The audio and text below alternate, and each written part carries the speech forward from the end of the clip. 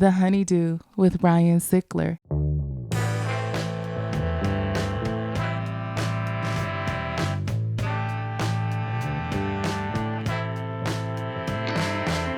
Welcome back to the HoneyDew, y'all. We're over here doing it in the Night Pants Studios. I'm Ryan Sickler, and I'm going to start this episode like I start them all by saying thank you. Thank you for supporting this show. Thank you for supporting anything that I do. And if you have to have more, then you got to have the Patreon. It's called The HoneyDew with y'all. It is this show with you all, and you all have the wildest stories out there. I promise you it's worth every penny. It's $5 a month, and there are hundreds and hundreds of episodes. If you're not sure what to do, go watch the best of episodes that we release right here on the regular HoneyDew channel. I've done a few with Josh Wolf, and I promise you those little clips are enough to get you to not only join, but maybe submit a story. So if you or someone you know has a story that needs to be heard, please submit it to honeydewpodcast@gmail.com.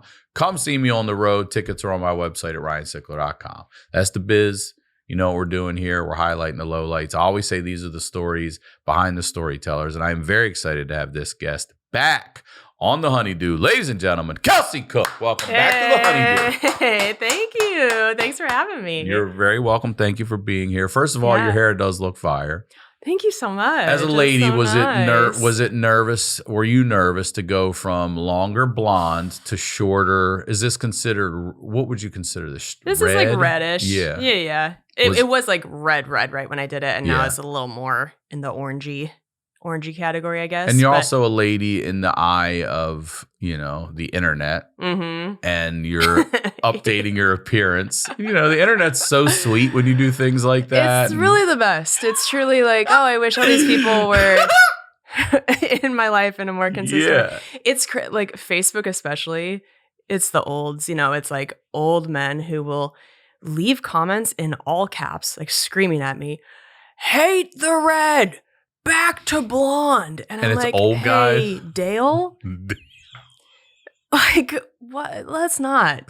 And it's always, every time, if I go click on their profile, says single, and it's like, listen, I know that's not the case for everybody who's single. A lot of wonderful single people out there. But if you're going to scream at women on the internet, like, back to about blonde, their appearance, likely not a lot of women super into that. But, well, you look great. Thank you. It's great to have you back. Thanks. Before we get into your story, please promote everything and anything you'd like. Yeah. Right there, Kelsey Cook. Hello. So my new special, Mark Your Territory, is out right now on YouTube and Hulu. You can go watch it wherever you want to watch it.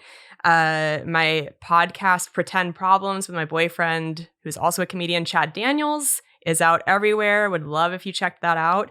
And then I'm on tour. You can get tickets at kelseycook.com, and you can follow me on all social media at Kelsey Cook Comedy. So last time you were here, what's that? I said back to you. Back to me. It feels very new. In the studio? Yeah. I love it. Last time you were here, we talked about your mom. Mm-hmm. And can you just give us a recap of, because I don't mean to be ignorant. I do so many of these. I forget. Was it dementia? It was. Yes. It was. Yeah. Okay. You're not ignorant. You do so many episodes. It's been 2 years. I also am ignorant between, and my grandmother had dementia, one of them, but Alzheimer's, dementia, I just lump those all together. Yeah. And I know that they're not to be lumped together. Right.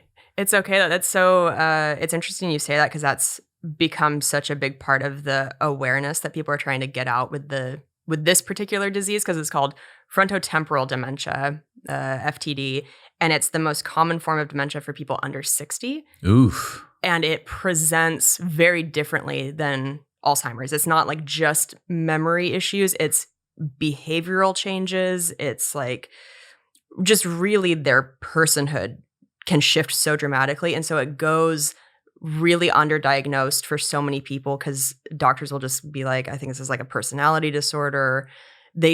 There's not enough, I think, education around it yet. And so unfortunately, families and the people who have it can go like years and years not understanding what's going on, not having any sort of like real support. And watching this person change. Just like completely change. Do they know it?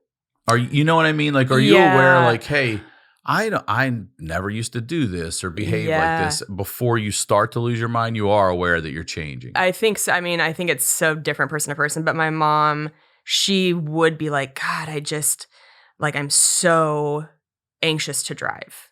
Like trying And to she never navigate for was. her, it was not a thing. But she got so worked up, so anxious trying to navigate places. She was having a lot of memory issues, a lot of like paranoia. I can't remember if I talked about on the episode 2 years ago that this was maybe 2-3 years before we actually got a diagnosis. She had tried to move down here to LA where I was living at the time. And I got a call on New Year's Eve day from the police saying, your mom called 911 because she thought she was being followed by the cartel.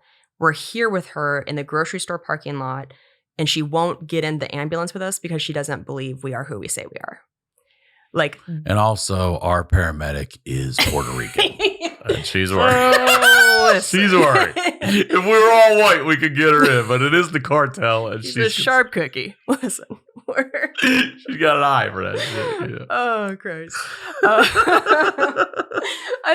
This podcast is so great because it's like you do have a gift for taking these dark things and making them fun. I mean, that's the whole point of us trying to like heal the trauma. Well, we is are. to find the It's funny, sweet of you you to know? say. A lot It's of true. people in the comments, I can tell they're new here. Like, does this guy really just laugh and fucking everybody's worst times right in their face? And I'm like, not like that. No. Yeah. Well, the people you are, like, we all love you. We know going in, this is what we're going to talk about.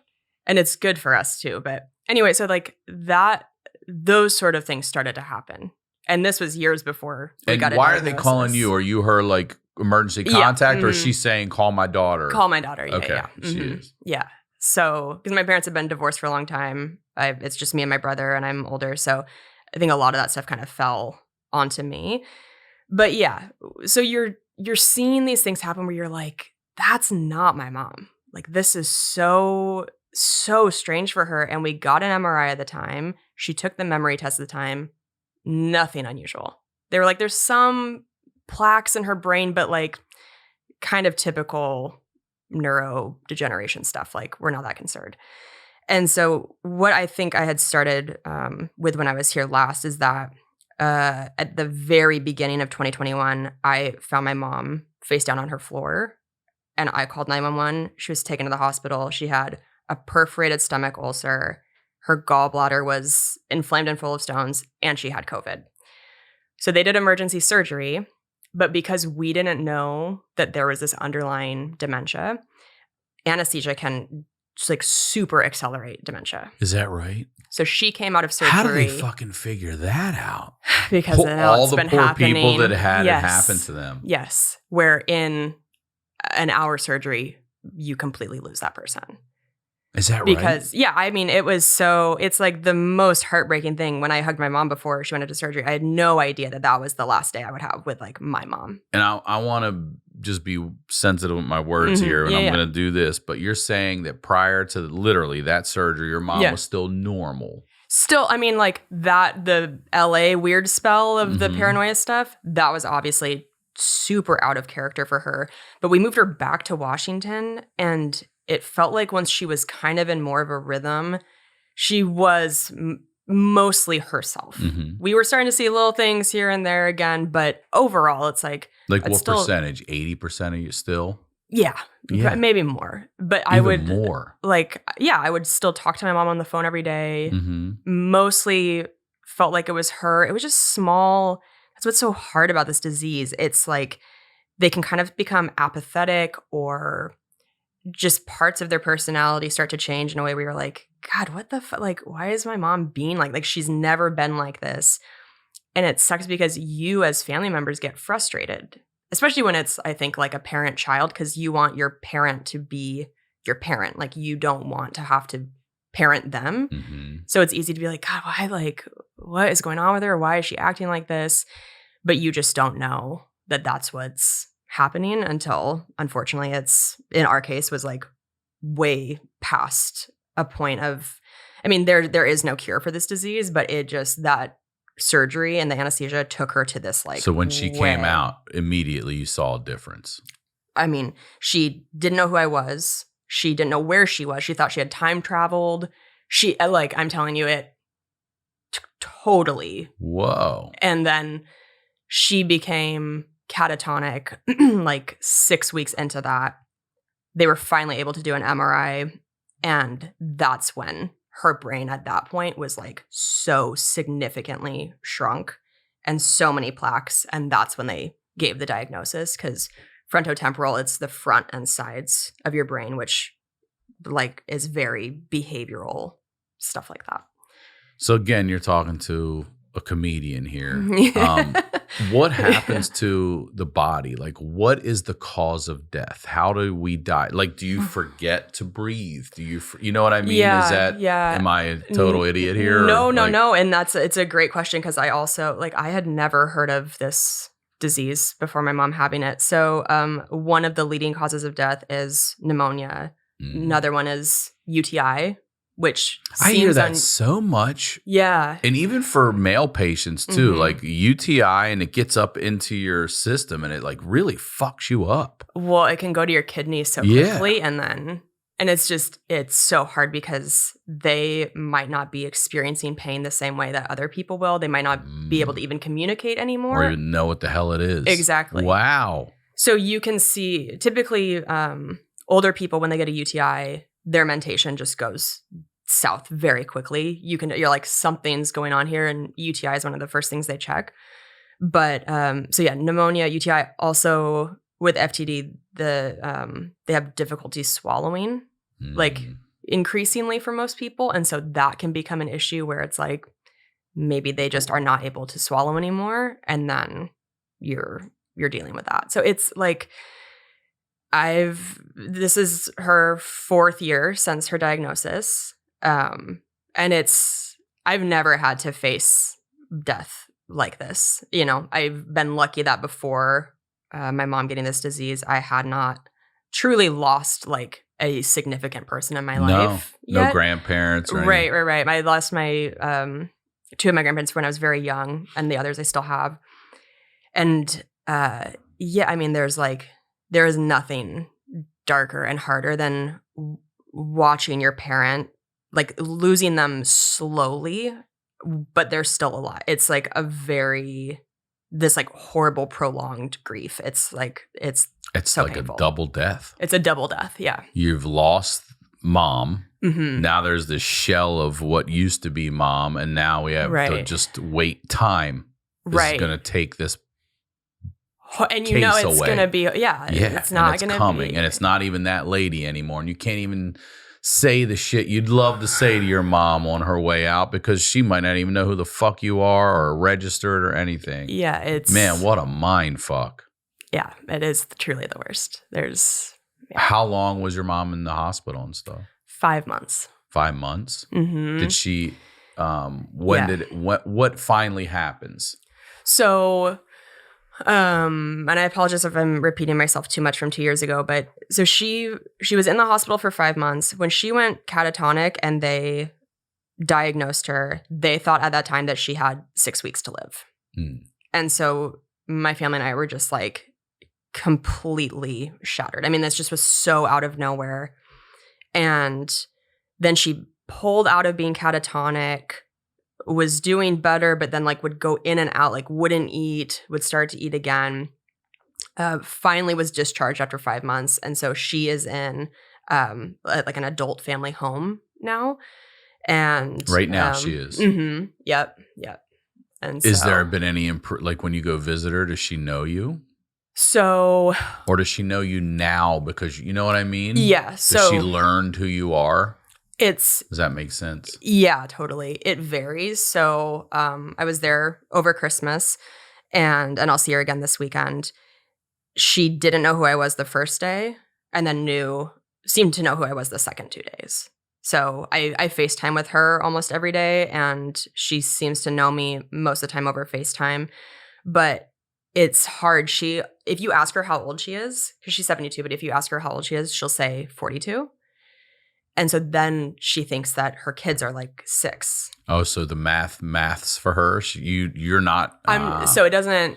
Sometimes when she doesn't know it's me, it's not necessarily that she doesn't think. Isn't it? Yeah. Like for the brain to be so fucked up, but then to be like, no, I'm 42 and that makes my kids this age. Yes. To know that, like the years and the difference.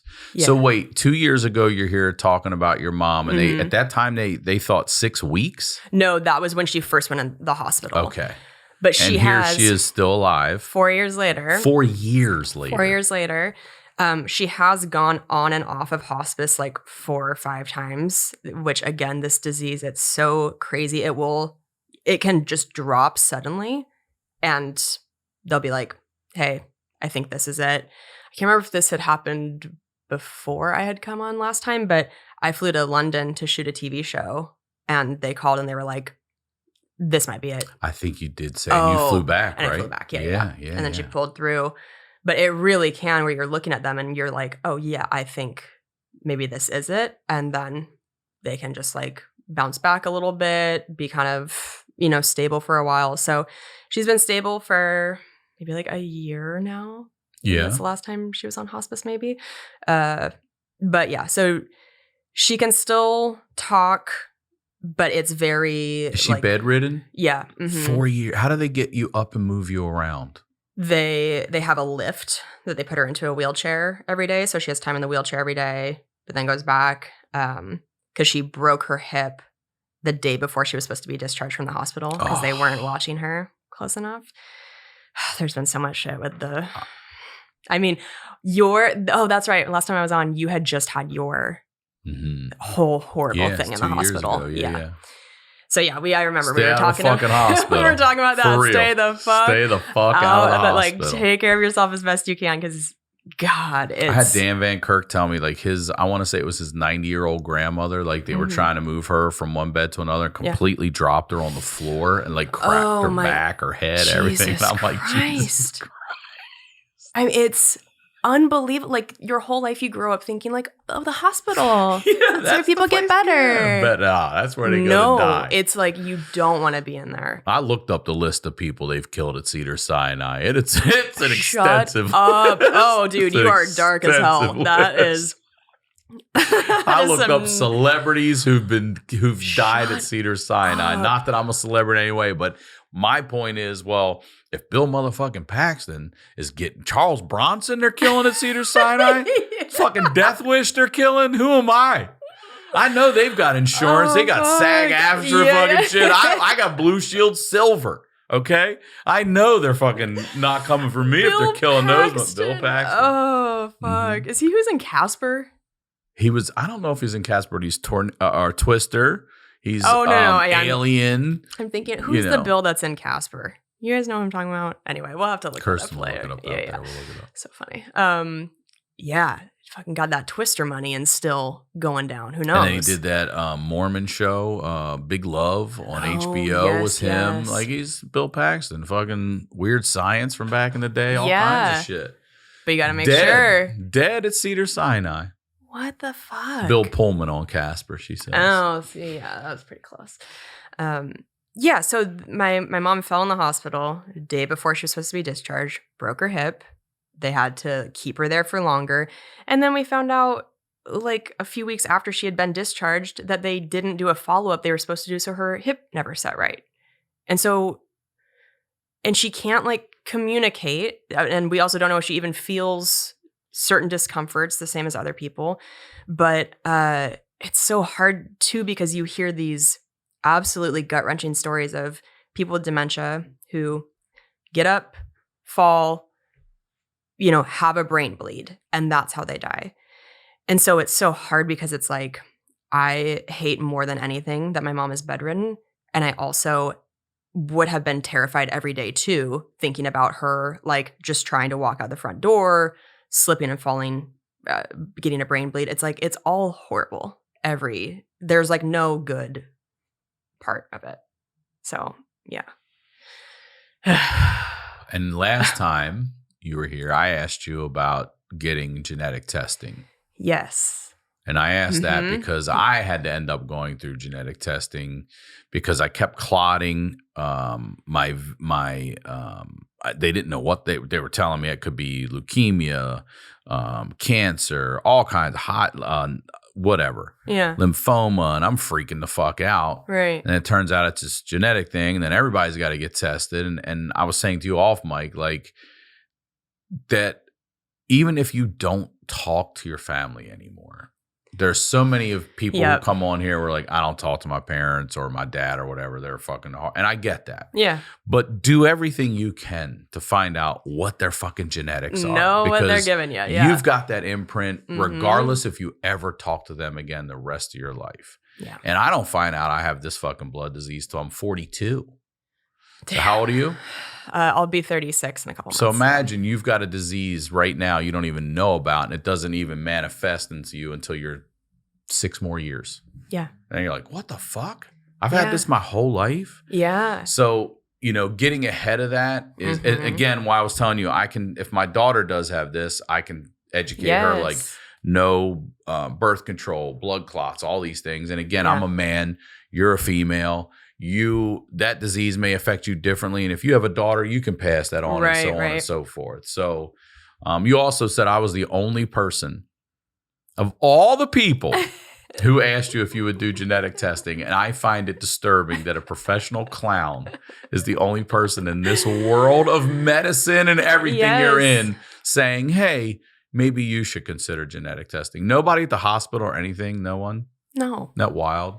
Because even the people in the hospital, it's like people don't know enough about this disease, because when people get FTD, it can either be genetic or sporadic, where it's environmental, whatever. Oh, is that right? Yeah. Okay. I think like diet, lifestyle, sort of those things. But so my mom had not been tested. I ordered the test for myself a couple weeks ago, sent it in. I'm about to see her tomorrow, actually. I ordered a test for her, so I'm going to do a cheek swab, because I started to dig more into my family history and ask more people, like, do we have great aunts, great grandparents with dementia?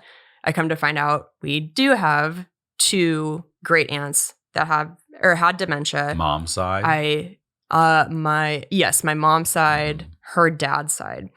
And so we don't know for sure if that was FTD, what they had, or if it was another type of dementia. But either way, I don't know. I was kind of living in the like ignorance is bliss thing for a couple of years, where I was like, if I find out I have it, what am I just going to stress out for until it hits me? And then the more I started to talk to people who lost a parent to FTD, they did the genetic testing, found out they have it. Now they are participating in so many like clinical trials. They're able to use their blood and everything for other research. It's like, you know what? It started to feel not irresponsible, but like I could be helping so much more if I do have it. I could be helping myself and others to find this out. So tell me, how can you help yourself? Let's start there. What can you do? Okay. Let's go back a little bit. Are you nervous as shit to get these results? Yeah. Yeah. Mm-hmm. Is it definite? If you have, I think it's one of 4 genes that could be mutated. If you have a mutated gene, it is like, I think 80% chance. And that means it'll affect you. This one's for people under 60. This is a younger person's. There are stories I've read where people start to get symptoms in their mid to late 30s and pass in their early 40s. So you're like... I mean, if you forget your keys, do you shit yourself? You know what I mean? I'd be like, oh, here it is. Goddamn. Dude, it's all set already. Goddamn. I'd be terrified to forget. I bet. Like, this isn't... I'm not a good person mentally for this. I'm like already a very anxious, just like in my head, a worrier. So to have any of these, like exactly, you see any glimpse of it and you go, what the fuck is this fucking it? Here it is. I don't fucking know. is. I'm start forgetting everything now. Oh my God. Yeah. It's, Sometimes the scariest thing keeping you up at night isn't a ghost story. It's replaying that rock bottom breakup or that sketchy roommate from 2003. We've all been there. If you can't stop replaying the lowlights in your head, at least you can sleep on a great mattress. That's where Ghost Bed comes in. Right now, HoneyDew listeners get an extra 10% off your purchase at Ghost Bed. So if you've been thinking about upgrading your sleep, this is your sign. Ghost Bed is a family-run company with over 20 years of experience and more than 60,000 5-star reviews. Each mattress is handcrafted in the USA and made with premium materials. Choose from the Comfort, Signature, or Luxe mattresses available in all foam or hybrid and in medium and medium firm. Inside each mattress, you'll find their exclusive Pro Core support layer for ergonomic, zoned comfort that keeps your spine aligned. You also get a 101-night sleep trial, free shipping, and a 20 to 25-year warranty, double the industry standard. Here's the move. Head to ghostbed.com/honeydew and use code honeydew to get an extra 10% off your entire order. That's ghostbed.com/honeydew, promo code honeydew. Cure is a plant-based hydrating electrolyte drink mix with no added sugar. I was pumped when they wanted to support the show because who doesn't love a natural, delicious, and convenient way to keep you and your whole family hydrated? I mean the whole family, because Cure is doctor-approved and safe for adults and kids ages 1 and up. Cure offers great tasting flavors. Some of their most popular flavors include strawberry kiwi, lemonade, and watermelon. Plus, it's easy and convenient. Keep one in your bag, at your desk, or in your suitcase so you're always hydrated wherever you are. Hydration goes beyond just drinking water. It's about replenishing the electrolytes we lose through sweat, sleep, alcohol, and daily activities. Water alone is not enough to do the job. That's why you need to try Cure, the electrolyte drink mix that tastes as amazing as it makes you feel. For HoneyDew listeners, Cure is offering 20% off your first order. Stay hydrated and feel your best by visiting curehydration.com/honeydew and using promo code honeydew at checkout. That's curehydration.com/honeydew and use code honeydew for 20% off your first order. Now, let's get back to the do. Also, so when I cut my hair short, I felt like I kind of got a little, I'm like a very, very people pleaser, very like nice person, but I like felt myself get like a little more attitude-y sometimes. Like a little more, if somebody did something on the road, I'd like honk instead of just being like, oh, that sucks. Mm-hmm. And my therapist called this haircut a cunty bob. A cunty bob. That's well because said. She has to, it's like, it's not a Karen. Yeah. It's like a cunty bob. And it's like, oh my God, that's so funny. Because there's something about this haircut. I feel like a little, I don't know how to explain it. A little more edge? Yeah, I don't know. But when I like honk in traffic now, I'm like, is this it? Like, am I going to become different? It's really rough to see all these things because you want to educate yourself. Of course, like I know so much about the disease now, but also you don't want to use that to ruin your day to day. But it's very terrifying. I can only imagine. Yeah. I mean, I have 2 genetic diseases. One I don't find out about till I'm 42. The other one, the first one we found out, we were in like high school, I want to say, like 9th, 10th grade. Oh my God. So young. But you got to know. Mm-hmm. You have to know. Yeah. You have to fucking know because that's not just what you're dealing with isn't just a simple like, oh, well, you know, it could be breast cancer. This is a fucking... This is a life-changing, ticking time bomb, and you don't even know it's coming if you don't have it. Exactly. A life expectancy. I mean, if I have it, it would completely change my life. How old's your mom? She's 72.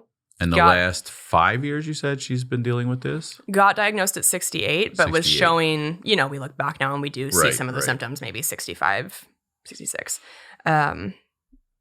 So yeah, I think it's important not just for myself to know, but for my family too. Because it's like, if I have it, of course, I'm gonna tell my brother, like, you should look into this too. He has daughters. It's just a Has he gone and done thing. No, I kind of wanted to wait and talk to my family about it until I got the results because I also didn't want to like scare my family unnecessarily. I don't know. It's so funny when I do this podcast, this feels like therapy, even though it's a very public podcast, but Yeah, I don't know. I feel like it's a big thing to talk about. I don't think I'd be ballsy enough to call your hair a cunty bob. Especially if you're paying me. You know what I mean? Like, let's pump the brakes. She has the haircut too, so that's why she was like, listen, it's a cunty bob. I was like, that's very funny. So yeah, I will definitely keep you updated when I find out the results, especially because I feel like, you were one of the first people to even be like, are you going to do that? Like, is this even genetic? Some people don't know about it or understand it. But also you're saying it's kind of a thing that they're not even really sure of until it sort of really sets in and they're like, okay, we can now tell you it is this. Right. Yeah. But even seeing the early stages, it sounds like it could be a variation. It could be several different things. Yes. They're not sure until it really sets in. Which is and then it's too fucking late. Exactly. Yeah. And you might not even fucking be mentally there enough to realize what they're telling you your diagnosis is. Exactly. Fuck. Does your mom, when you talk to your mom, are you able to tell her? Does she know what is going on with her? Is she aware of that now? She maybe like 3-4 years ago would say to me and my cousin, she'd be like, I know I have the big D. Like she was like, she didn't want to say the word. Have you been able to tell her it's actually not that and it's this thing? Well, it is dementia. I mean, it's okay. We've talked when she was a little more, if it felt like she was in a place where I could talk about it with her in a way to like comfort her, because sometimes back when she was a little more lucid, she would feel frustrated or she'd be like, I can't think of the word I want, or I can't say, or whatever. And I'd say, I don't want you to feel bad about that though, because this is that disease and like, it's okay. I don't know. She's so brilliant. I've mentioned on here before, she's in Mensa. Mm-hmm. She speaks 3 languages. I think Can she still? No. I mean, if I speak some French to her, she'll kind of like nod, like she gets what I'm saying, but she hasn't spoken French back to me for a really long time. But yeah, I don't know. I think she would want to know certain things, but you also don't want to upset them. It's a hard line to toe. So yeah. And now I think I was trying to hide away from it because it was so overwhelming and so painful. And now I'm like getting the test done. I was asked to be a speaker at an FTD fundraiser, which I had like never done anything like that before. And polar opposite experience of comedy. Have you done like a serious talk before at like any sort of thing? No, I've done worse. I was hired to be.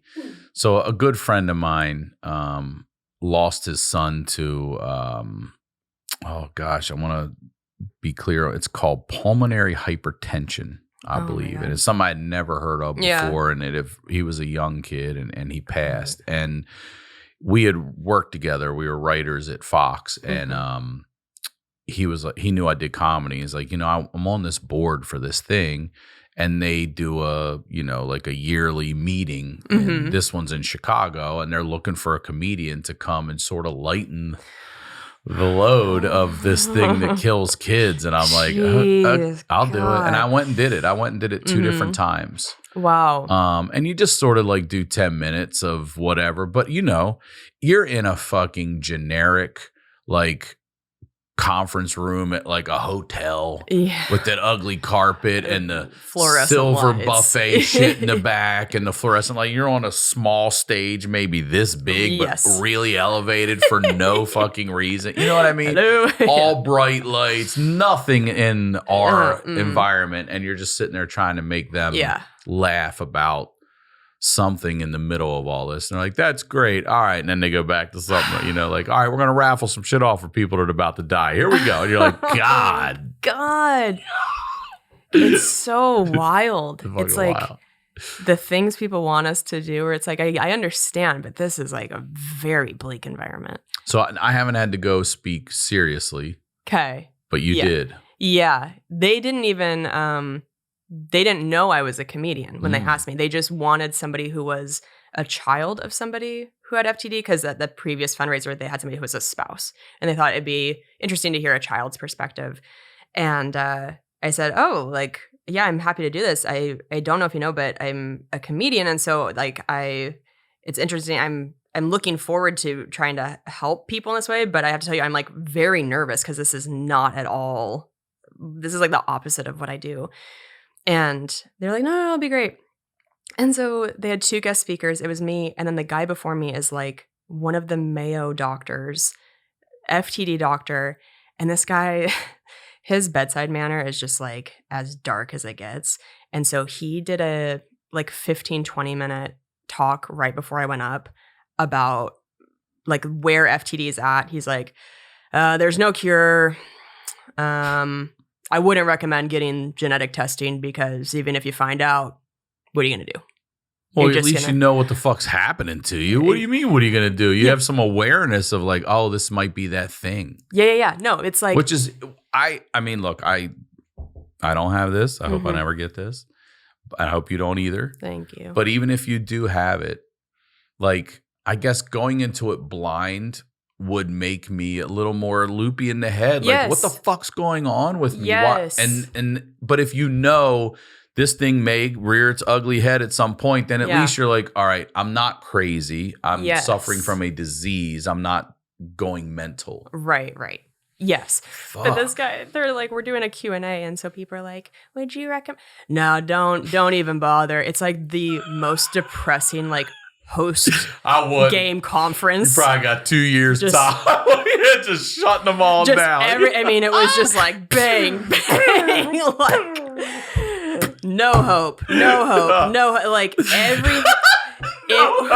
Shooting no hopes out of the audience. I'm telling you, it was like... That's terrible. Gutted. It was horrible.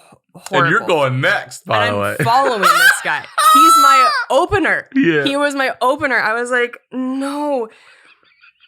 Because so many of us at this fundraiser, oh, God. you know, we have family who have the disease, but we're not, like you said, we're clowns or we're whatever. We're probably not in the medical field. So we're looking to this guy. It's like, oh, this is like this guy's his life's work. He has answers. You hear the Mayo Clinic. The Mayo think this Clinic. Motherfucker must be at top of his game, know what he's doing. And he did a fucking PowerPoint where it was just like dead. The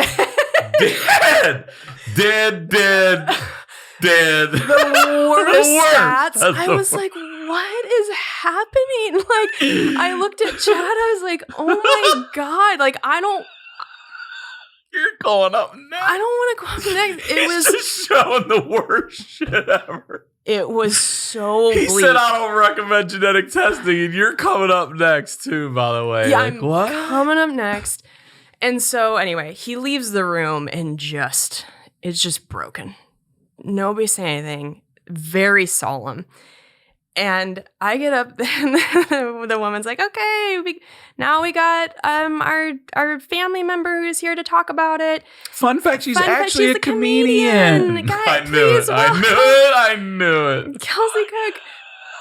There, some like claps, and I don't people know. Still registering that they're going to die and like that they shouldn't even get the testing done. Yeah, right. They're just fucked because up why now. would you want to know if you're gonna die in 10 years, whatever? It's like it just again hopeless environment. I was so uncomfortable because it is the anti-comedy environment.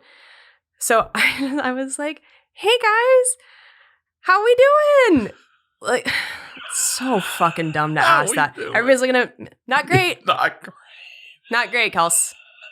Do you talk about what you're going to talk about? That guy just told us there's no hope, man. Shot a bunch of no hopes out here. How are you doing? I know. So I say that, it's like crickets. I'm like, yeah, okay, this is not a comedy environment. I do my speech, and I was so nervous. I was like flying through it because you realize as you start talking, you're like, well, I'm not going to get any laughter. Mm-hmm. I'm not going to hear any sound for 10 minutes. I'm just going to tell the saddest story that's ever been. It feels like a 10-minute bomb. It was so nerve-wracking. I felt so wrong. It was so weird. But then at the end, I started to look up and like I could see some people crying. And then your brain's like, oh, I'm actually kind of crushing for like this. And I'm like, to see people crying, you're like, oh, I'm actually doing like people are connecting to this. But it's so weird. It's I'd be like, up there like, are they still crying from what the doctor said? Yeah. Or Is this am I real? Is making this an my story? impact? Whatever. Exactly. It's like, you don't want to make people cry, of course, but it was nice to see people at least like feeling what I was saying and connecting to it. And it made me feel less alone when like other people are like, oh, Yeah. yes, I also have been through something like this and all of that. So anyway, I come off stage. I was choked up by the end of it because I've never spoken publicly like that, like done a speech about my mom and everything she's gone through. And I come off stage and this old woman comes up to me and goes, that was great, but I just wish you'd been a little funnier. This bitch. This fucking bitch. I still have like After Dr. Death went fucking first. I like still had tears in my eyes. I just did the most vulnerable thing I could. And the feedback was like, could have used some laughs. It's like, then fucking come see me in Des Moines or whatever the fuck. It's like, go get your tickets at kelseycook.com. Like that. This is not that. And so I just was like, oh my God, you just like, you can't win. If I had gone up there and just like been super jokey, I bet I would have disappointed a lot of people who wanted like a heartfelt story. That's not really what we're doing here. We don't always have to laugh about everything. Ethel just didn't give her enough. She roll up or walk up? She walked up. She walked up. Oh, great question. She did walk up, but God. So yeah, that was interesting experience. So do you have a contingency plan? Are you future tripping right now? Are you thinking, looking back with the hindsight of what happened with your mom and stuff, what is something or what are some things you can do to help yourself if you get this diagnosis? If I get it and I do have the mutated genes, I think I would probably try to really throw myself into the research end and like find out where it could be helpful for me to donate more of like my blood or saliva or whatever to help with research and developing medicine and stuff. Like just try to be more involved and proactive in that way, and then see if there were any, I don't know, like trials of stuff that I could do. I don't know. I really hope it's like, it's so weird to be sitting here and be like, I could have this and I don't know. Right And now. I'll know in How fucking happy are you going to be if you weeks. don't? You have just one brother? One brother. And he's not even going to bother? No, I think he would. I think it just depends. He's waiting to see what you have. Yeah. He is Probably waiting to see what my mom has too when I talk about it. Because if my mom doesn't have it and I don't have it, I'm sure he would probably feel like, okay, well, this was not genetic. So it might not be, she may not have that? No, I'm sorry. She has dementia, but... It might not be genetic. It might be sporadic. Yep. Oh, so it's not always genetic. You did say, oh, so your mom may have just gotten it. Mm-hmm. Is that right? Mm-hmm. So the history of your great aunts and stuff is unclear because you're not sure if it's FTD, right? Mm-hmm. Yeah, we don't know if it's FTD or if it was a different sort of dementia, but it's actually the FTD. All of that has been more prevalent in the media in the past, I don't know, 2-3 years because it's what Bruce Willis has. So that's what it usually takes is some famous person to get the word out there. Like, you know, that thing Bruce Willis has. That's what he has. Mm-hmm. And didn't he go catatonic as well for a minute there? Or at least they said he couldn't communicate. I think he might have been nonverbal. I don't know if he's still nonverbal. But yeah, there are these different versions within FTD. One of them is called primary progressive aphasia, where you lose your ability to communicate and you also lose your ability to... You're seeing a human like that. Yes. Put to those limits and everything now just reduced to what? Is he in a bed, a wheelchair? I don't think so. I think he actually, I saw Can he walk? a thing about him during the LA fires, like going out and meeting firefighters and walking around. So I think he's like mobile and all that stuff, but I don't know where he's at with the other things. But yeah, it's and how does I mean, you know, you're not just a boyfriend and girlfriend with Chad. You guys live together. I said you're married. You do a podcast together. It's married, over, bro. Yeah. It's over. You're wrapped. We've got life insurance. Yeah, it's like it's very so. serious.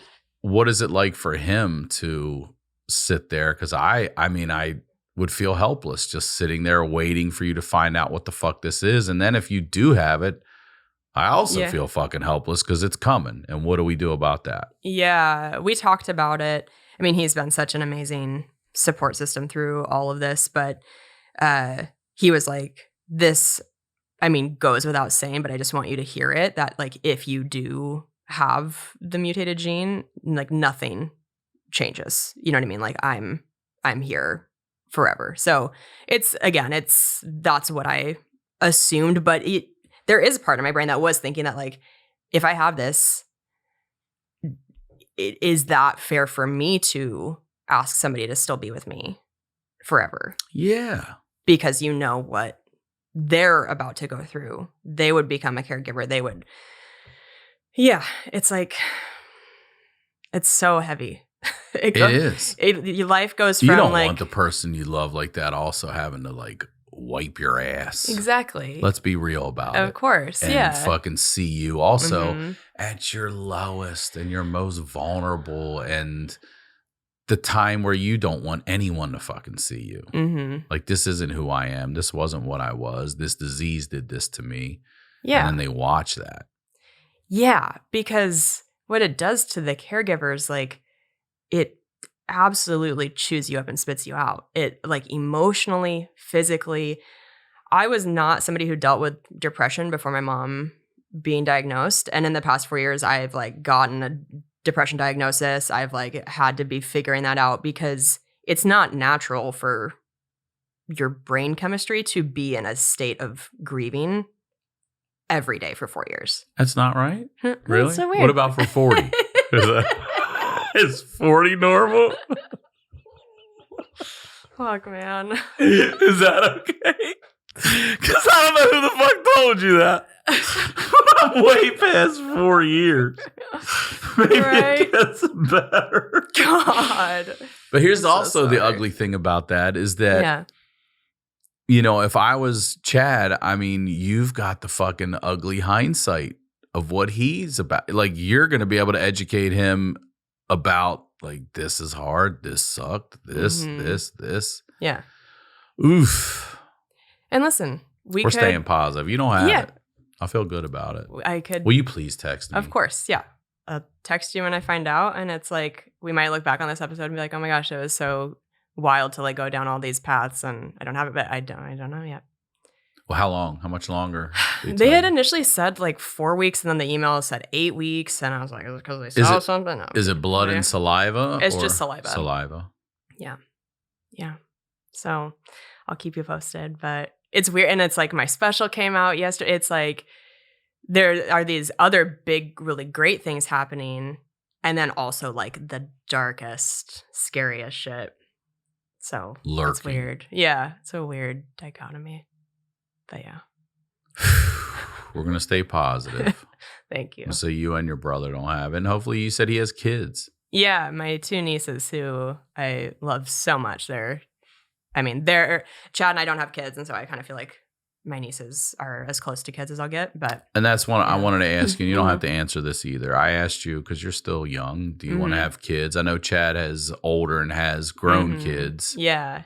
But did you ever want kids? Do you want kids? And if so, are you terrified that you might pass this fucking thing on? Yeah. I wasn't one of those people growing up where I was like, I for sure want kids. Like, I have friends who they knew they were going to do that. It was without question. I was always more, I think, like excited, like career focused, and just kind of thought, if I have kids, because my mom had me when she was 36 and my brother when she was 42. So she waited. She really did. And she was kind of my template of like, if I have kids, I want to feel like I'm not compromising being a good mom. I want to feel like I did the things I wanted to do in my career and then add that. But anyway, now that I'm about to be 36, which is how old my mom was when she had me. And Chad is not only older than me, but has his own kids, like you said. So he and I have had conversations where it's like, oh, if we like had met at a different time and if life was different, I'm sure we would have wanted to have kids together. But now, like, given our ages, given our circumstances, it just feels like I don't think it would give us the life that we want to have. Like, we really love our life together. And he has a hilarious joke in his Netflix special where his daughter's in college now. Like he just crossed that finish line of raising his children to be out of the house. Woods. And so he's like, if I had a kid now, it would be like being in prison and my last day going into the yard and stabbing somebody. Yeah, just killing and just them. being like, get back in there. Yeah. Another fucking 18 years. So I think about that too, where he had kids young, has spent the majority of his adult life raising them, and now he gets to like experience more of that freedom of like, oh, I can travel, I can do whatever, and not have to worry about, okay, are they okay at home? So I kind of want to give him that too. And I think for kids, it's like, if it's not a fuck yes, it's a no. And it's never been like a true fuck yes for me. It's been like, yeah, there are times where I think that sounds nice, but I think you have to have a way stronger feeling about it. So you have adult stepkids. I do. And how's that? It's great. I can't remember if I talked about it on here last time, but I mentioned it in my special. So his daughter is about to be 21. And, that's kind of like an interesting age spread, right? She's 21, I'm 35. And she had started following me on Instagram when Chad and I got together, but I wasn't really thinking about, it's like my job is to post like my jokes and stuff. Yeah, talking about banging her dad. And yeah, you know what I mean? I'm sitting here thinking about that. Yeah, I had that joke from my previous special about him having a vasectomy and me like not knowing what that meant. I was like, is it going to be clear? Like that fucking white Gatorade flavor? Like, does it taste better when there aren't kids in it? I'm like saying all this fucking wild shit. And I posted that joke, and then she texted Chad that night and was like, just so you know, I for sure unfollowed your girlfriend today. And I was like, well, unfollow her. She did. Fucking stepmom of the year over here. But yeah, my friends, they were really like, right when we started dating, they were like, she's going to love you. She's going to think you're so cool. And I was like, oh, you mean after watching me talk about blowing her dad? Like, yeah, I bet she's going to think I'm the fucking best. Yeah. Like, no, it's a weird dynamic. So are you she's better? Great. Like, well, she doesn't see my stuff anymore. I have to do my job. I have but to when post you my see each jokes. other in person, everything's fine. Oh yeah, I'm not like blew your dad. I'm not gonna. You're not doing that shit. Obviously not doing it. But I mean, she doesn't resent you, or like she's cordial and things are cool in person. Is what I mean. She's not like standoffish. She's just like, I'm not watching that shit. No, yeah. Which, by the way, I completely understand. Yes. Even when I see my dad and stepmom kiss, I'm like, get that. Yeah. Like, if I heard her talking about blowing my dad, I would try to like cut her tongue out or something. I would like be a crazy. I'd go fucking Handmaid's Tale shit on. What about his ex? Yeah. Are we allowed to talk about that? His ex? Whose ex? Chad's. Oh, his ex-wife. Yeah. Oh, they're very cordial. But you guys? Do you get along? We met. You really don't have to have any interaction because the kids are grown, huh? Yeah, I met her at his son's wedding, and we were. How old's his son? 25. 25 and 21? Mm-hmm. Wow. Yeah. And we were cordial. It's like they've been divorced for a very long time. Yeah. They co-parent really well. So that's not really a thing. But yeah, his daughter is very warm toward me, where everything is great. I just, she learned like, okay, this is not somebody whose material I want to see, because some of it's about my dad, and I completely get that. So we navigate it. I'll update that feed here. Not interested. Not interested. Don't want to hear about my dad's dick. Great, thank you. So yeah.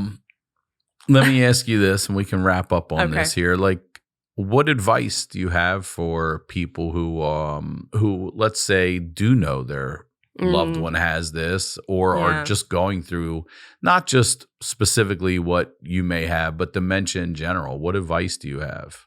Yeah. First of all, if you're going through it or have a family member, I'm so sorry. It's hard for me to think of like a more cruel disease than watching somebody go through this and watching their family go through it, right? It's so painful for everybody. The AFTD is a really great resource. I believe it's the aftd.org. That's how I got connected to a support group. And so I do like a Zoom support group with people in Minnesota. There also was such an incredible, but also truly gut-wrenching article that came out a few months ago in the New York Times of, I believe, I I want to say Lindy Jacobs. I hope I'm getting her last name right. She lost her mom to FTD. She did the testing, found out that she and her 2 sisters have FTD. And so now the 3 of them are trying to do what they can to, get any sort of early medicine. If you can look up those sort of stories, then you can reach out to those people. Like now I'm connected with Lindy and she and I were able to talk. I think just the less alone you can feel, the better, because it's a very isolating experience. Like one of the FTD symptoms is sometimes they want to think things are food that aren't. So a lot of times, is that right? Yeah, a lot of times when I'm things that aren't food. Yeah, when I'm talking to my mom, she'll like start to try to eat her teddy bear, and I'll be like, "Hey, like remember that's your teddy bear, so let's not eat that." Like, though that has become a normal conversation for me with my mom, but that's not like it's traumatizing. Like it's traumatizing to watch your mom be this way that you've never seen like a person be, but let alone your mom is like now a completely different person. So I think just knowing more people that are going through these very specific things that are, it's just devastating. So connecting can feel better, I think. This Zoom meeting you do, how did you find that? Like, how did you? On the AFTD website, there's a link for like per state support groups and like the leader of that. And then you can just contact them and they'll send you Has it been helpful? Mm-hmm.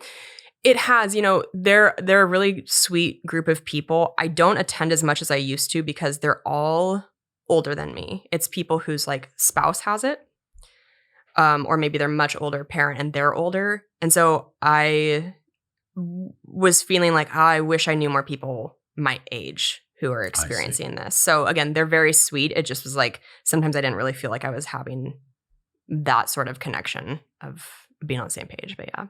Have you been able to have a conversation with your mom about what happens when she passes?